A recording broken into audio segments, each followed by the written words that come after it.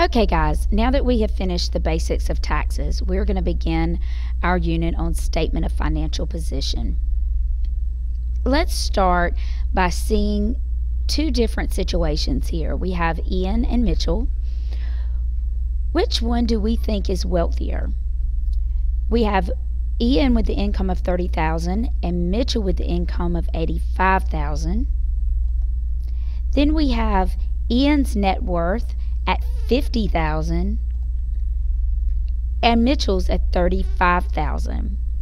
I want you to take a second and, based off of the skills and knowledge that you have at this point, at the top of your note sheet, I would like you to write who you think is wealthier at this time.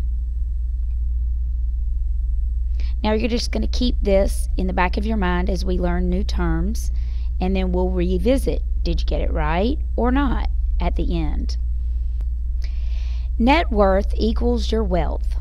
Net worth is the measure of your financial wealth. Wealth indicates the monetary value of all possessions that a person or household owns, minus the total amount owed to others. So when you're thinking about your favorite singer or your favorite basketball player and they discuss their net worth, they are not just talking about the cash that they have in their pocket. They're talking about everything that they own, everything that they have, but minus what they owe. So if they still owe money on that Lamborghini, then that is not included. So that is what we talk about when we discuss net worth. Net worth versus income. Income is money received like wages from working for pay, whereas net worth will depend on how a person manages their income. So income is the money that I'm making, but my net worth is what do I do with my money and how do I manage it? A person can have a high income and low net worth, or vice versa. So in other words, I can make $1 million a year, but if I owe a whole lot of people and I manage my debt poorly, then I can have very low net worth. If a person spends all the money earned and does not save any money, they may have low net worth, no matter how high their income may be. How do you determine what your net worth is? This is where our statement of financial position comes in. So what is a statement of financial position? A financial statement that describes an individual or a family's financial condition on a specified date by showing assets, liabilities, and net worth. It shows a person's net worth in the end. It is similar to a net worth statement or a balance sheet. Not sure if you've ever heard of these terms, but a balance sheet and a net worth statement sheet is referred to a lot in business. But a statement of financial position is really set aside for your family. So this is not that it can't be used in business, but this is more for you and your family. You could take this home and you could get your parents to fill it out and they might find it very interesting. We're going to go through later and show you how to do this, and we'll discuss all of those parts. There's three components to the statement of financial positions. We have our assets, our liabilities, and our net worth. Notice that they're all circled here and in sections. Total assets, total liabilities here, then our final formula saying total assets minus your liabilities equals your net worth. So it's very simple, guys. It's what I have minus what I owe equals my net worth. What is an asset? Everything a person owns with monetary value. So everything that I own. Things like cash, value of personal possessions. So this is not just the cash I have in my pocket. You have to remember, when you own things and you have valuables, that is also an example of an asset. Assets are divided into 3 categories on the statement of financial position. The first one is monetary assets. A monetary asset can be quickly and easily converted into cash. Another word for quickly and easily converted into cash is liquid cash or liquidity. So I would write that word down. Liquid is liquid cash, liquid assets. Liquidity is liquidity. Some examples of that is cash, money in checkings and savings accounts. And then another example would be money owed to you by others. The next thing, or the next asset, is the tangible assets. That's the second category.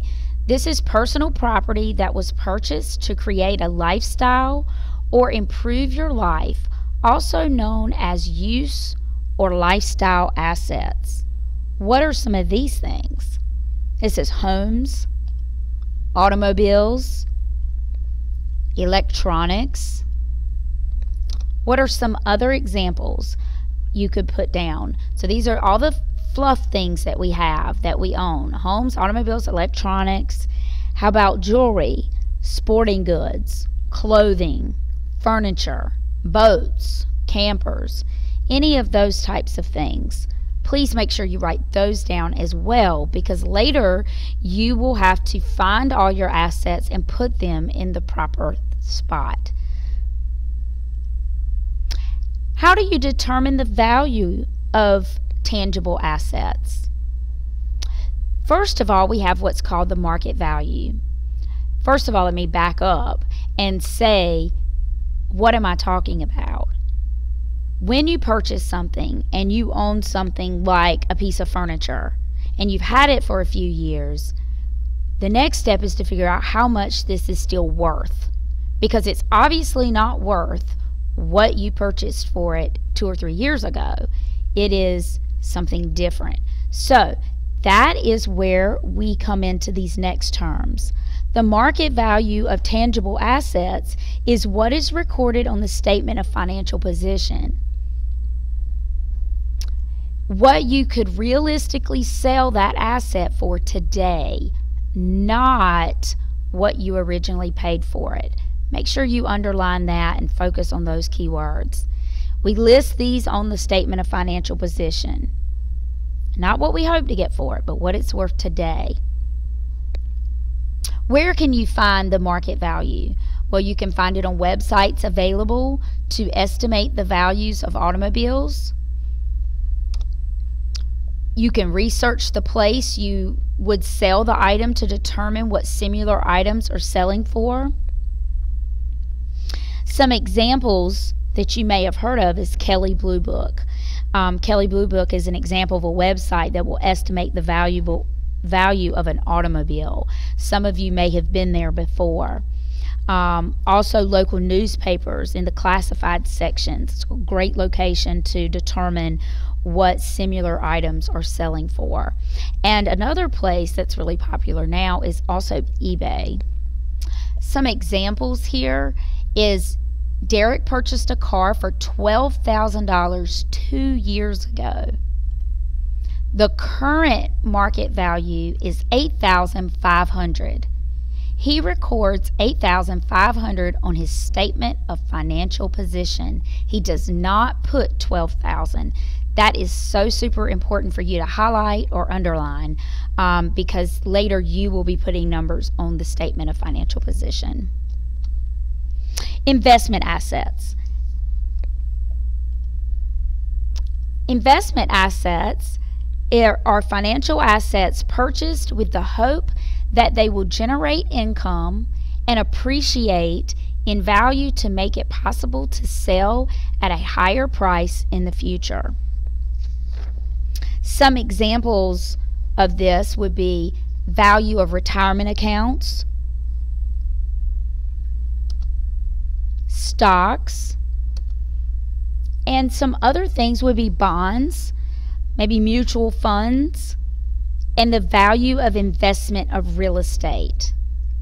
So a way to kind of break this down easier for you is we've got our three different types of assets. We've got what we consider money and savings for the monetary. Tangible assets is our things that we love to have. And then our investment assets is what have we purchased that's going to appreciate, which the word appreciate here means to grow into more money in the future, like stocks and bonds and real estate. What are liabilities? We talked about these the other day. Liabilities are debt. They're obligations that we owe to others.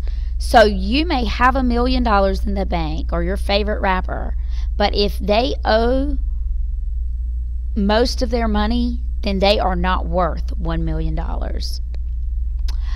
Loans, mortgages, automobiles, student loans, any types of balances on credit cards.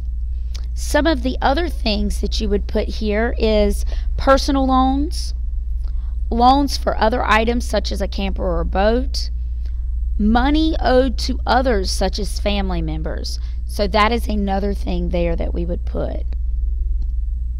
What is recorded in the liabilities section?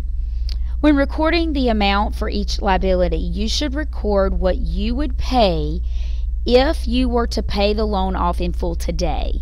The magic word for this section is today. It's not what we owed, or excuse me, it's not what we paid for that furniture 2 years ago.